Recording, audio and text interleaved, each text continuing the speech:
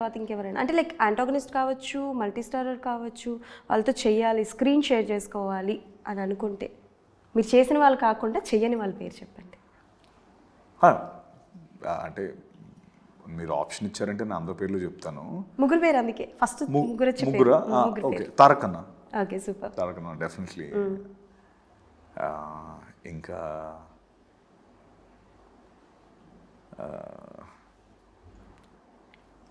Definitely Charan గారు.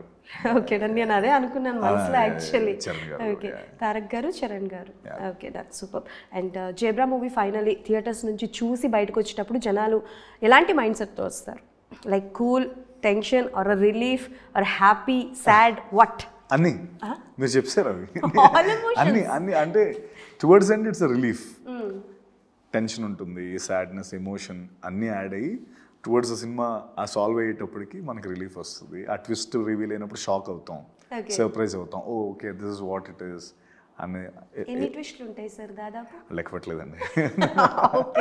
Okay, done. So ఫైనల్గా అంటే like this was the last question నాది. సో జేబ్రా తర్వాత అప్కమింగ్ ప్రాజెక్ట్స్ ఏంటి? ఫుల్ బాటిల్ నెక్స్ట్ వస్తున్న ప్రాజెక్ట్ ఫుల్ బాటిల్ అండి. కంప్లీట్ ఒక ఎంటర్టైనర్. నేను అందులో ఒక తాగుబోతు క్యారెక్టర్ చేశాను. It's called full bottle of entertainment అనమాట. నెక్స్ట్ అది రాబోతుంది. తర్వాత వెంకటేష్ మహాతో ఒకటి చేస్తున్నాను, మన కేర్ ఆఫ్ కంచర్పాలెం డైరెక్టర్. తర్వాత క్రాంతి అని ఒక డైరెక్టర్తో చేస్తున్నాను. అజయ్ అని ఒక డైరెక్టర్తో చేస్తున్నాను. అజయ్ ఆరంభ director.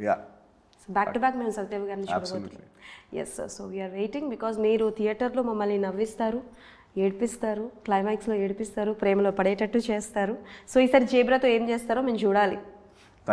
Yes, November 22nd definitely మేము అందరం థియేటర్స్కి వెళ్ళి చూస్తాం. Thank you so much.